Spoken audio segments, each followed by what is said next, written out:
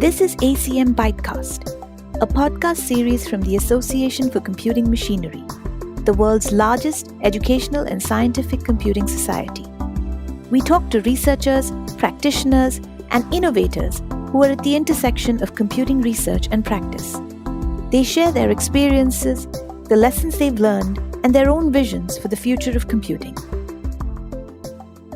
It's not often that one gets to talk about their job being rocket science and truly mean it. Yet, our next guest did exactly that when she first started her career.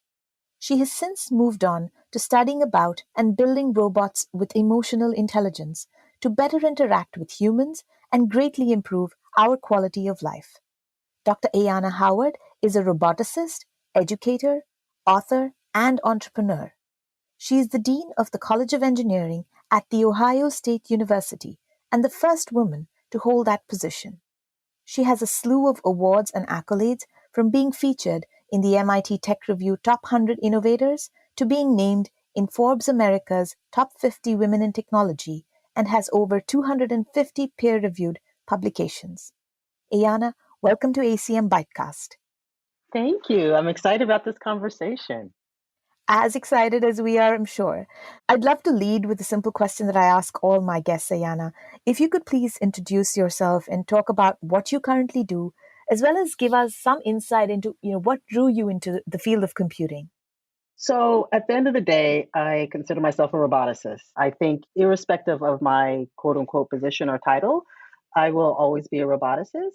So right now, as Dean College of Engineering, The Ohio State University, and in that regard, looking at how do we engage students for the next generation of engineering and computer science and do it so we do it responsibly.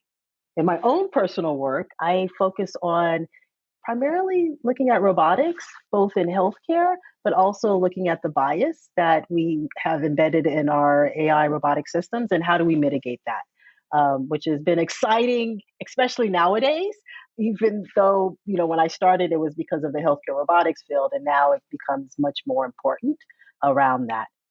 So a little bit about how I got involved in this. As a roboticist, I wanted to be a roboticist since the sixth grade, which has been a long, long, long time ago, like maybe 2 years ago.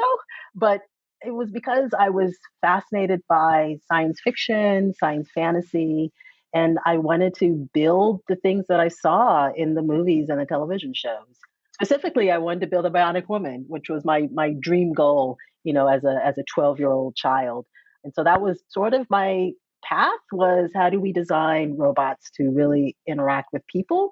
And of course, that's evolved of what that really means. But fundamentally, it's about designing robots for really enhancing our quality of life and pushing that forward so that we are better because of the technology versus despite the technology. It's amazing that you say that. I don't remember watching Bionic Woman, but I do remember watching a show called Small Wonder, where a little girl was a robot, I think, and integrated into that family. And I was fascinated by it. Of course, I didn't end up going down the path of pursuing robotics as you did. But still, as a young child, it felt like it was a different world altogether. But I'd love to understand, Ayanna, who were sort of your influences to even get into computing? Was that a common thing in the school that you were in? How did you get inspired? No, it was not a common thing. I was a product of, honestly, a public school system. So computing was not like a thing. But my dad is an engineer. And so very early on, I remember in the third grade, he brought home a computer that they were giving away from his job. I think it was an old something. And he brought it home and he was like, hey, I want to teach you this kind of stuff. And he brought me a book. It was basic, basic as the language, not basic as a computer. And I remember just sitting there kind of going through teaching myself how to program. And I didn't think it was something novel. It was just something, my dad brought home. I was, again, into these gadgets even at that young age. And I just basically taught myself how to program basic from the book, from the manual. And so I never really thought of myself as a computer scientist until, I was much older. I programmed. It was like one of my tool sets. I was good at it. but I didn't realize that I was computational and that that was a label. It was just what I did. It was like reading. You just did it. It's like, oh yeah, here's another language. Okay, what can I do with this? Oh, that was fascinating. Okay, what's the next language? So it was more like a language, like reading, than anything that I would have defined as like, oh, you're a computer scientist. And how did that translate into getting into sort of robotics? I know your first job was literally being a rocket scientist at NASA JPL. What was that experience like? Oh, that was fascinating. But I will tell you, my real first job was as a database administrator back in the day at Caltech. Because I was really good at computers, when I was in high school, this was after my senior year, I was looking for a summer job. There was the accounting basically had just brought in these mainframes computers, and they were like, "Oh, this is interesting. Is there anyone out there that can like help us do this translation of all of our spreadsheets into this computing platform?" And one of my teachers recommended me. And that was actually my very first job, was like basically a back end database administrator for an accounting unit at Caltech. And the way I got to JPL and NASA was my supervisor at Caltech, when I went a real robotics job in when I went to college, introduced me to a manager at JPL. And that's how I got to get involved in, the robotics world at NASA from very early on. My first summer position was, after my freshman year in college, where I was working on, believe it or not, neural networks to do some planning algorithms around, things, putting it on areas and train and things like that. So it was fascinating being around really, really, really smart people that just got it. You would call us nerds or geeks, but when you're a nerd and geek, and when you're around nerd and geeks, it's just like feeling like family. You sound like an absolute trailblazer, Ayanna. I mean, going into a place like NASA JPL, was it intimidating at all? It wasn't. And, I think a lot of this is hindsight, but back then, you were valued for your intelligence. And because I was pretty well versed in computer science when, it wasn't a thing. Like computer science was really not a thing when I was going through, not as an undergrad. And I was good at it. And, by the time I started at NASA, I had Pascal under my belt. I had Basic under my belt. I had Fortran, like these are languages that like, oh, all three languages. And again, I learned them like you would learn a new language, like a written and physical and verbal language. And so people just were like, "Oh, you're a smart kid." So I never really felt intimidated until I was older and in my classes, but in the work environment, which is why I always encourage students, like get some job experience like early on, because when you're working, you are valued and you are evaluated by your output of how well you do your task and your job. You're not necessarily evaluated on how well you do on a test, which, people can game test. And so I didn't feel intimidated when I was at NASA. I felt intimidated in my classrooms and in my engineering classrooms for sure, but not in the work, not at NASA. I think that's wonderful to hear that. And like you said, I think irrespective of our years of experience, we each bring something into the workplace and we are peers. And so that helps empower us in some ways. I mean, there may be things that we don't know, but we certainly add value with the things that we do. What was maybe, I'm wondering if you could talk a little bit about, a memorable project from those times that still stays with you and you still look back on with pride? So I will tell you about, actually, I'm going to tell you about two. So one was the first research robotics project that I worked on. It was actually as an undergrad student. I had found a faculty member that did robotics and was like, "Hey, I know how to do stuff because I've been at NASA." And he was like, "Sure." And my task at the time was to figure out how do I get a manipulator, a robot arm, to basically identify an object. And so the what I thought about was through touch. And so I remember programming the robot so that it would approach and it had, these sensors. The robot arm would approach an object and, gently touch it, and then it would trace the outline using the sensor input. So it was like this whole feedback loop. And why I remember that is because one, the robot arm was huge, right? And I remember it would take so long to get this robot to move because it had to be so gentle and just so compliant. And why I remember that is when I went and started my PhD and my thesis, it was dealing with robot manipulators and deformable objects. And I think the reason why I was attracted to that as a project was because of that undergrad experience and working with the faculty member and the grad students in a research lab where I was like, oh, this is what research is in the academic environment, which I, again, didn't experience until my junior year of college. So that's one. In terms of the other project that I really resonates with me was at NASA. It was the first project that I was leading as a technical manager. And that was looking at, so at the time, we had already launched the first rover, Sojourner. So Sojourner had happened, which was in early 90s.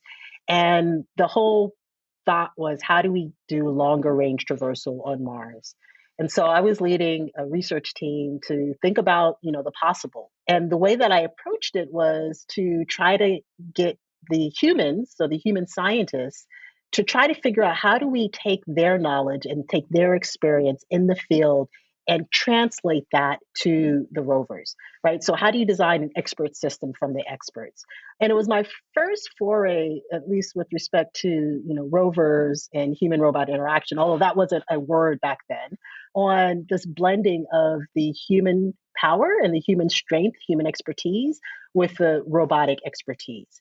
And I remember that because it allowed me to, one, explore the power that you have when you blend in the human and the robot and capitalize on it as a system that's together versus okay, the robot's going to do something separate and the human's going to do something separate and the human's just the user, but really thinking about it as it's a system and this symbiotic system of humans and robots working together. And that was, I think, the first time I realized that this could be done in the real world. It almost sounds like that was a pivotal moment for you to sort of move into the next part of your career, which is really around adding human cognition into systems. But the other thing I was interested in finding out also was you also made the switch from being in an industry setting into academia. What motivated that? Yes. So that was because of the world and what happened. I thought I was going to be a lifer. So, one of the things traditionally when you go into government work, most people are lifers. They start and they retire. And I really did think I was going to be a lifer. I loved my job. I loved working with NASA. I loved doing the Mars stuff. But what happened was we had the second shuttle accident. And the result of the accident was that almost immediately funding for research was dried up. It was basically halted. It was stopped. And because of that, so back then you didn't go on furloughs and things like that and stop, but you would come to work and like the projects were basically like, okay, yeah, you come to work, but yeah, you're really not doing anything because these missions may not happen and you may not actually get this to be done and financed and funded because everything was halted.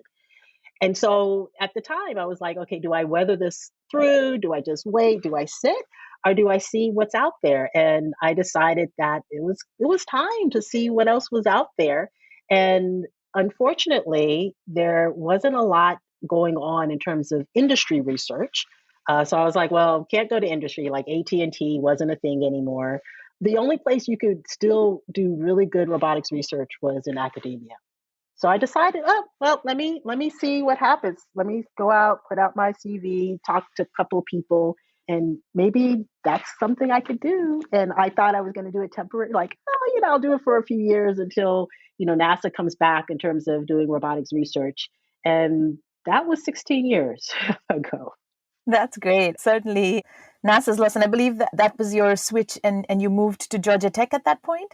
I did. I moved to Georgia Tech and Georgia Tech because one, they were starting to think about growing robotics as really as a discipline across multiple departments.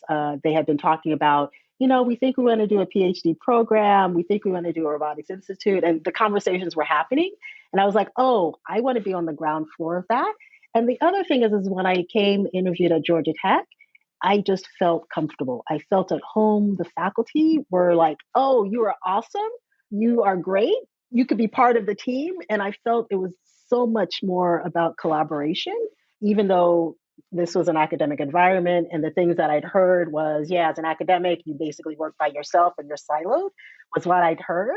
But when I visited Georgia Tech, it didn't feel like that. And so that was the reason why Georgia Tech, and why I said yes.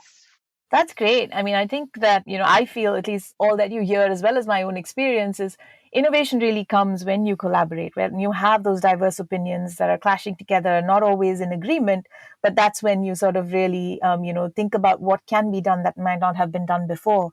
One of the things that I also read around that, Ayanna, was the fact that at one point we were always looking at robots for very mechanical or repetitive tasks, right? Working in a factory when you actually had a very defined set of movements that the robots would sort of do.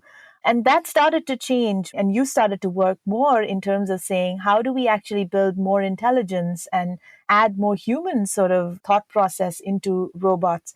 Could you talk to us a little bit about that? Yeah, so one of the things is even when I was working at NASA, when I would go out talking to, the public about robotics, I mean, every time there would be at least one person to ask the question about, well, you work on robots, you're taking away jobs. I mean, this was, 20 something years ago because, you had a lot of these industrial manufacturing robotic systems coming into car factories and other types of manufacturing environments and taking people's jobs. And I remember at the time that my mindset was, well, those aren't the robots that I work with. I don't want to be in a position where I'm designing technology that makes the human condition worse. Right. And I decided that a long time ago, a lot of it because of my background and my parents and things like that. My role and my responsibility is to enhance as much as possible with my mind the human condition. And so when I think about robots and I think about the role that robots could play and should play, the reason why we have technology is to enhance our quality of life. And if we're designing robots that aren't doing that as a positive, like sometimes there might be some negatives, but if the overall positive is not for enhancing our quality of life, enhancing the human condition, then we really should not be doing it, period. Even if we can, we shouldn't be doing it. And so that is my philosophy. And therefore, it's why I work on robotics projects that really focus on this human and this robot through a symbiotic relationship, because I believe that that is the way that robots enhance our quality of life and aren't as detrimental as they could be. Got it.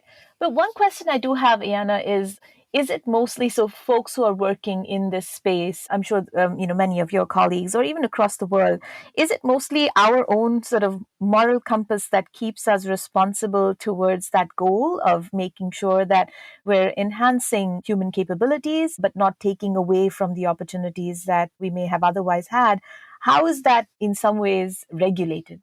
Oh, so it is a moral compass right now, but I think like with anything, morality is learned, right? It's just the fact if you notice when you have, little kids, I want something, I take it. And parents and teachers are like, no, no, no, you don't just take something, you ask or you pay, right? We learn these the right and wrongs and morality from the very beginning.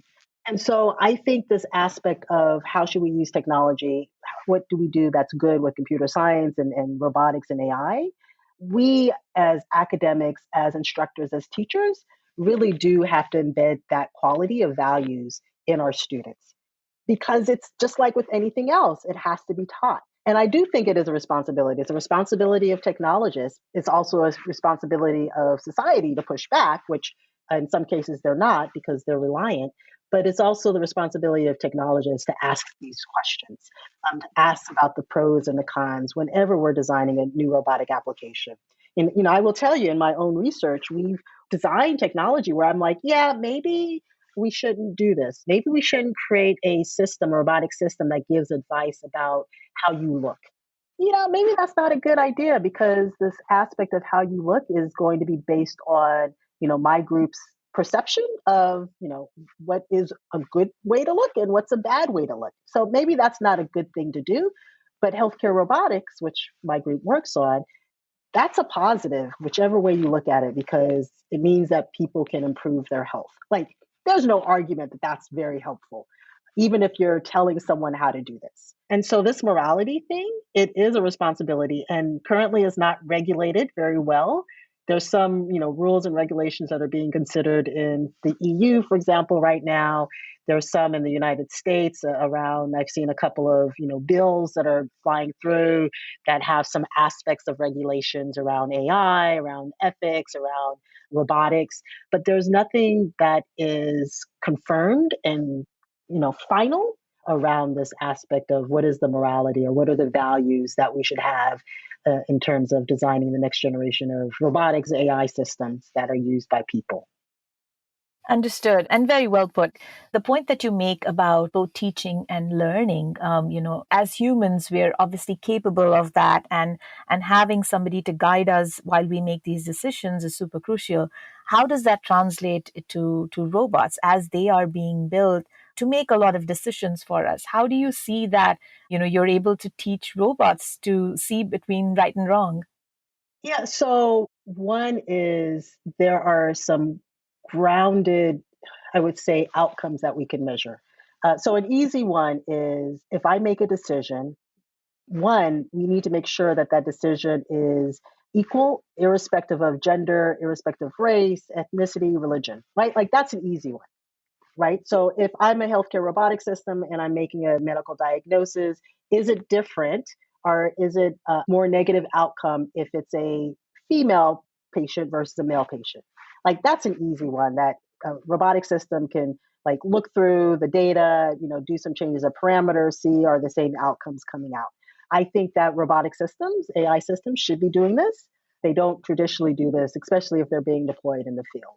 But that's a simple one. Now, other things in terms of what is right and wrong absolute, that's harder because it is tightly linked to the environment from which the robotic system or the AI system is deployed.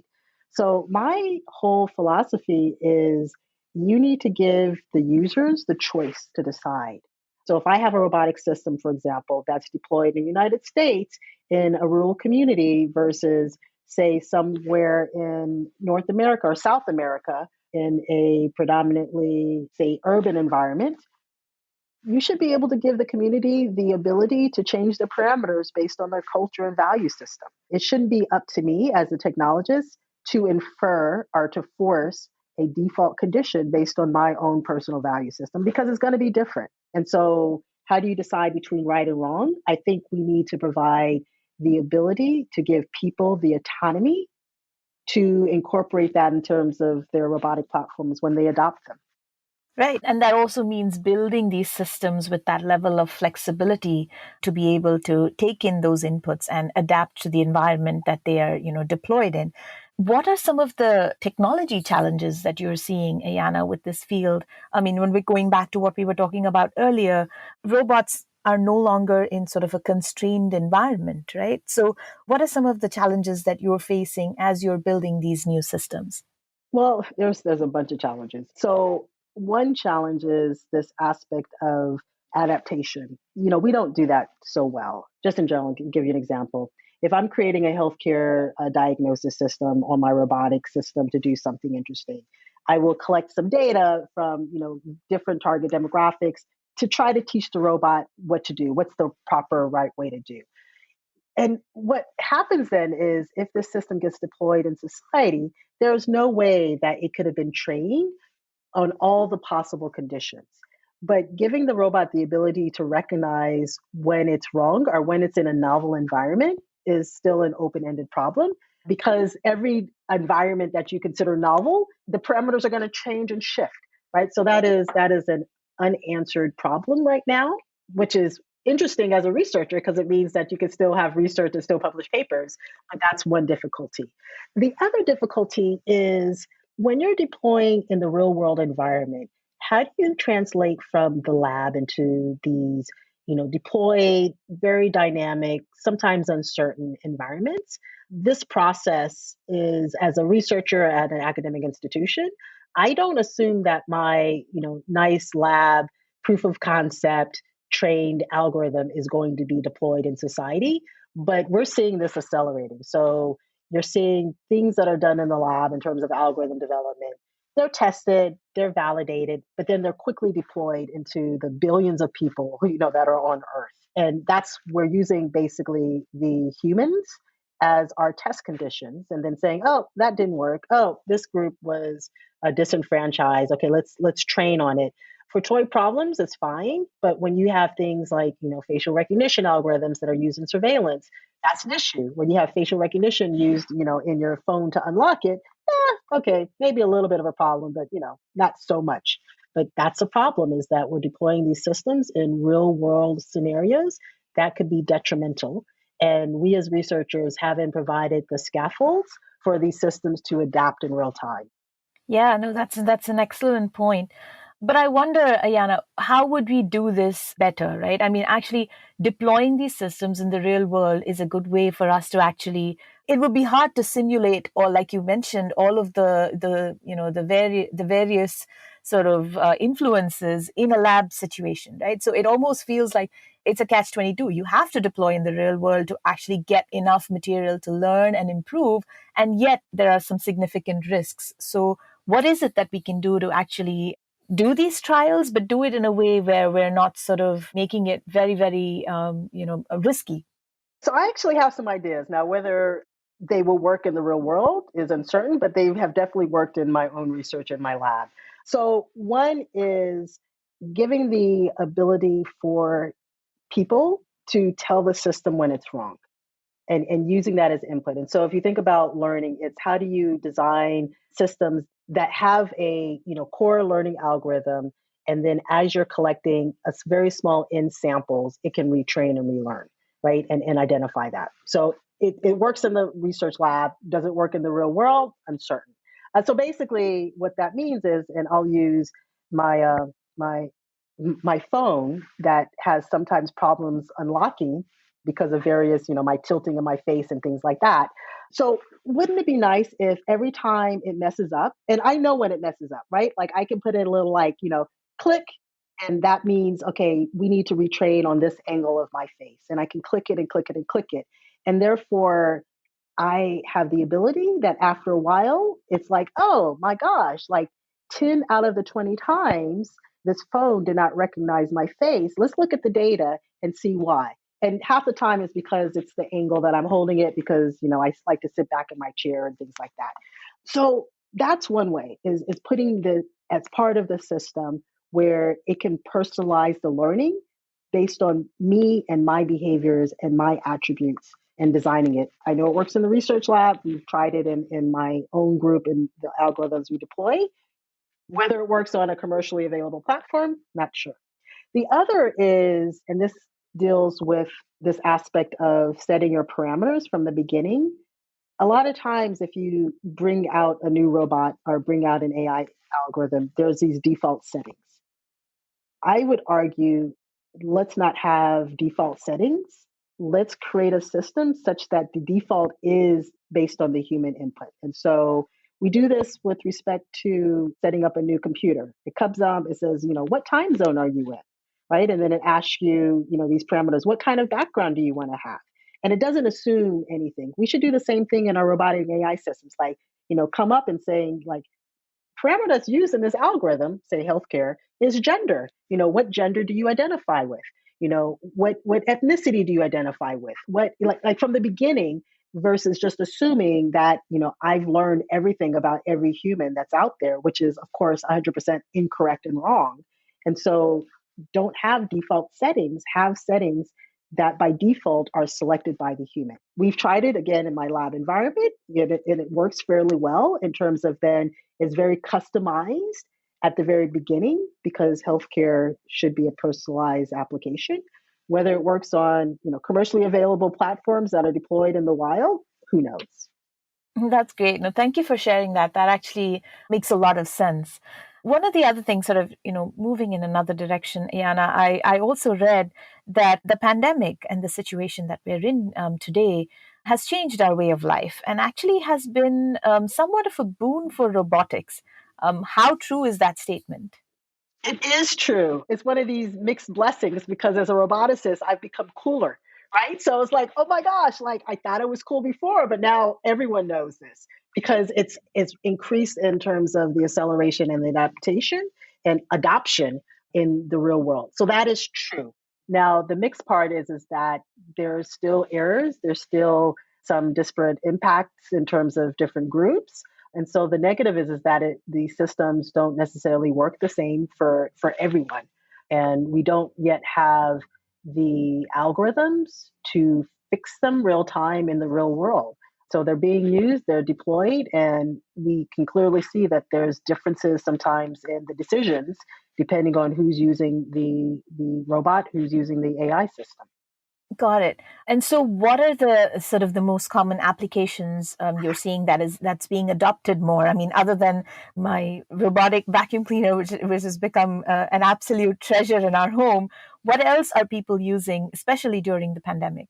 Yeah, so in terms of, I will say there's the physical platform like robotics with hardware, and then there's a virtual platform, so robotics in the virtual world. So in terms of the physical, it's mostly around things related to cleaning in the hospital, safety. So a lot of the kind of linkages and adoptions have been, how do you design robots or how do you bring in robots so that we can do the cleaning of the floors either in the hospital or in a retail environment faster and safer. In those aspects, how can you do some of the handling? How can you do those things that have traditionally been based on human people doing labor have been transferred to the robots? The warehousing has increased as well because everyone's been, shopping online, and so they've increased the number of robots that are deployed in the warehouse and logistics and things like that. So that's definitely in the physical space. In the virtual space, it's everything from chatbots that are used in customer service, that are used for moderation online for things related to, say, hate speech and targeting aspects in terms of filtering, advertisement, marketing. So all the things that are in the virtual space that deals with our human interaction around language, primarily around language. And then the other is around healthcare. There's been an acceleration of the use of AI specifically on the algorithm side in terms of healthcare. In fact, there's some stories that have started to come out, which as an AI person we were aware of, but it's now coming out in the public around the use of AI for the COVID and for accelerating the vaccine and how AI was used in that. And even how AI has been used in terms of figuring out how to do the logistics of disbursements and those aspects across the different states and countries and the use of AI. And so in the healthcare, there's been an acceleration as well. I have to start off by saying thank you for the incredible work that you do, because what you're saying really tells us how important it is, how valuable this has been to help protect the folks who would have otherwise had to do these roles in person, right? Especially when you talk about cleaning crew at hospitals, etc., who would have been at such high risk if not for, having these innovations that are able to sort of handle these things without putting, the overall population at greater risk. It's amazing that that technology was already available for us to actually start using in this way. The other thing I read, Ayanna, was also around robots providing support for human and emotional needs. How true is that and how effective is it? That is true as well. So this has both been in the physical and virtual space as well.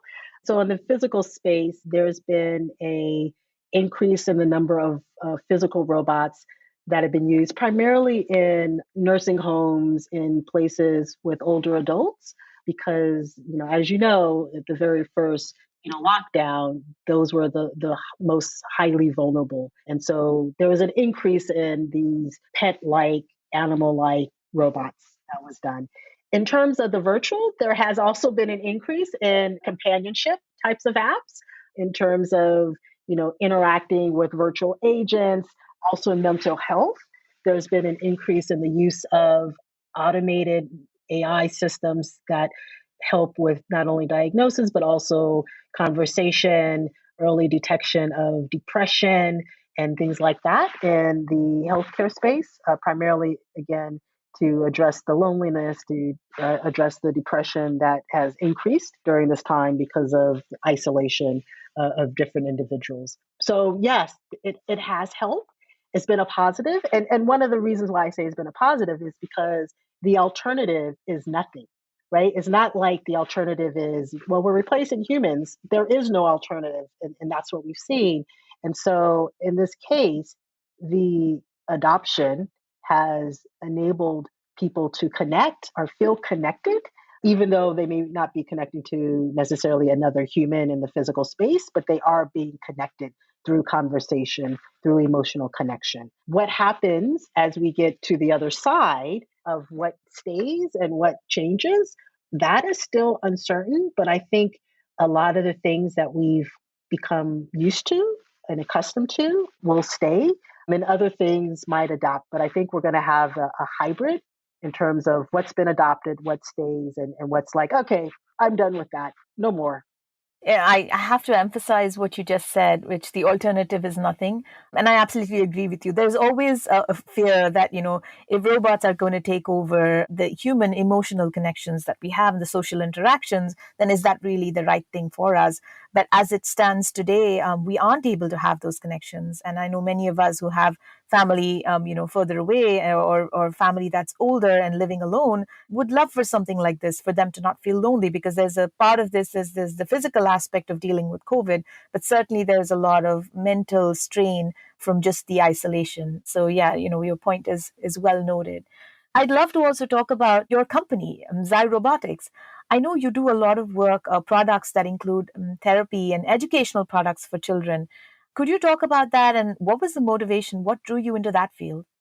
Yeah, so Zyrobotics focuses on educational products primarily, but they also can use for therapy, primarily for children with diverse learning needs.